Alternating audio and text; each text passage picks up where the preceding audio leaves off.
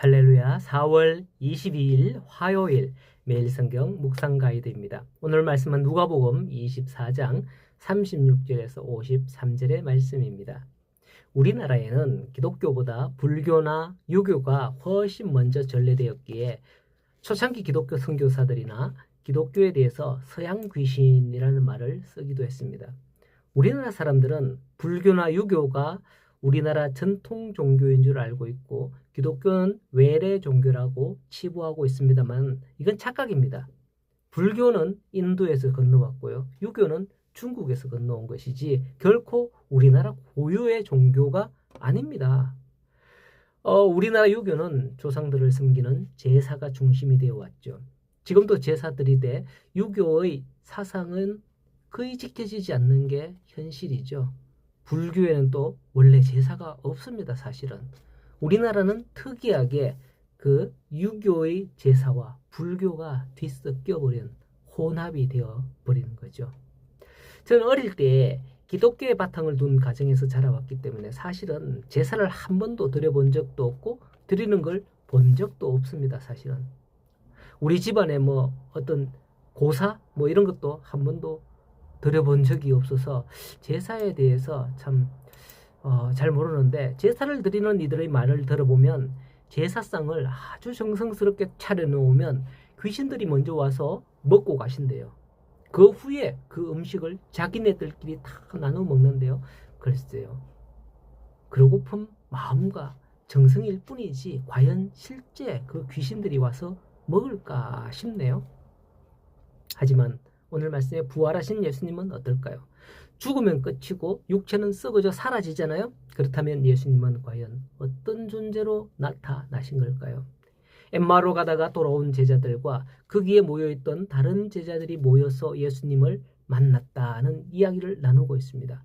그들은 지금 두려워서 문을 어쩌습니까? 꼭 끌어 잠그고 있었어요. 그런데 36절을 보면 어떻게 들어오셨는지 갑자기 그들 가운데 서서 이르시되 너희에게 평강이 있을지어다 하시면서 예수님께서 나타난 거예요. 설마 진짜 예수님이겠어? 하는 의심을 했던 것 같습니다. 이때 사실 제자들은 보이는 예수님이 영으로 생각했어요. 왜냐하면 문을 꽉 잠가놨으니까 아무도 못 들어오잖아요. 육체를 가지고서는 결코 들어올 수 없거든요. 이렇게 의심하는 제자들에게 내 손과 내 발을 보고 나인 줄 알라. 또 나를 만져보라. 영은 살과 뼈가 없으되 너희 보는 바와 같이 나는 있느니라 라고 말씀을 하시는 거예요. 그러나 여전히 제자들은 믿지 못하는 그런 상황인지라 예수님께서 혹시 여기 먹을 것이 있냐 물으셨죠. 왜냐하면 영과 살은 뼈가 없기에 혹 예수님이 영으로 나타나셔서 눈에 비치더라도 마치 홀로그램 아시죠? 홀로그램처럼 그렇지 않겠어요? 이래 손으로 쑥 잡아도 지나가고 먹을 수도 없는 거잖아요.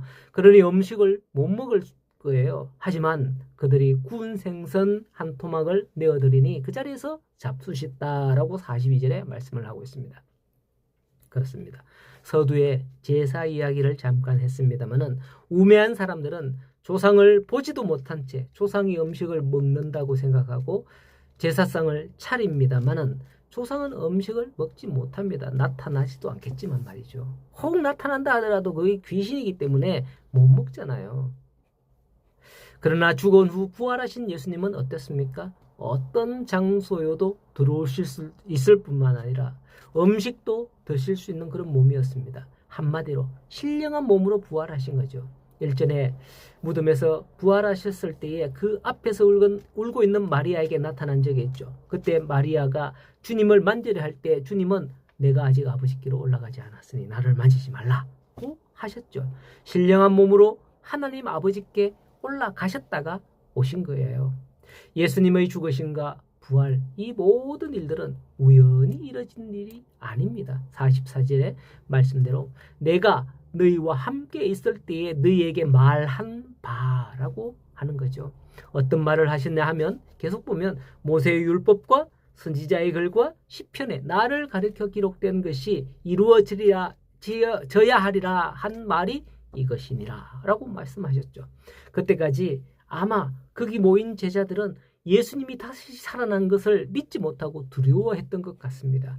그 앞에 있는 분이 영인이 뭐 어쩌니 이렇게 그렇게 말하고 두려워했기 때문이죠. 그때 예수님은 그들의 마음을 열어서 성경을 깨닫게 하시고 45절에 계속 말씀합니다. 여러분 한 번으로 이 모든 걸 깨달으면 참 좋은데요. 그렇지 않잖아요. 이것은 엠마오로 가는 제자들에게 책망하였던 것처럼 우리가 얼마나 미련하고 어리석고 우둔한 사람인지 보여주는 거예요. 하지만 예수님께서는 이 말씀으로 시작하여 장차 될 일들을 말씀하시고 그들에게 사명을 주시는 것을 볼 수가 있습니다. 그리고는 너희가 이 모든 일의 정인이다 라고 말씀을 하시는 거죠. 그렇다면 내가 정인이 되겠다고 누구나 다 정인이 될 수 있는 걸까요? 예수님은 그 정인이 되기 위한 조건을 말씀합니다. 48절에 너희는 이 모든 일의 정인이라 하고서는 내가 아버지께서 약속한 것을 너희에게 보내겠다. 너희는 위로부터 능력을 입히질 때까지 이 성에 머물라라고 당부합니다. 아버지께서 약속한 것은 무엇일까요? 바로 성령이십니다. 성령을 받을 때에 위로부터 능력이 입혀지는데 그 성령을 받기까지 이 성에 머물라라고 했는데 사도행전을 보면 그 제자들이 어떻게 머물렀는지 나옵니다. 오순절 때까지 기도하면서 기다렸다는 것을 볼 수가 있죠. 예수님께서는 생전에 기도 외에는 이런 일이 일어날 수 없다고 말씀하셨던 것을 제자들이 기억했던 겁니다. 이 모든 일을 제자들에게 당부하신 예수님께서는 하늘로 승천하셨어요. 오늘 누가복음의 마지막 부분인데요.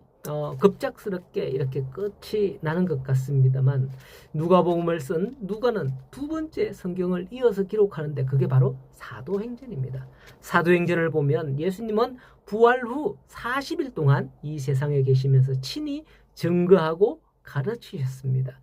지금은 이제 예수님께서 성천하시고 예수님께서 약속하신 그 성령을 우리에게 보내신 그 성령의 시대인 줄로 믿습니다. 사람이 이성이 너무 강한 나머지 성령의 사역을 무시하는 경향이 없지는 않는데 우리는 어리석고 미련한 세상 풍조를 따르지 말고 성령을 받고 능력을 받아 예수님께서 당부하신 대로 예루살렘으로부터 모든 족속에게 복음의 증인이 되어야 할 것입니다. 비록 멀리 가지는 못해도 내 주변에 보여지는 그 사람들에게 복음의 내 모습으로 말미암아 살아있는 복음이 어떻게 역사하는지를 보여줄 수 있는 그런 성도들이 되기를 바랍니다. 오늘도 복음의 능력으로 이번 성도들의 삶에 하나님의 은혜 베푸시기를 간절히 소원하며 그 능력으로 예수님께서 우리에게 당부하신 말씀을 이루어가며 살아가시는 우리 모든 성도들 다 되시기를 간절히 소원합니다.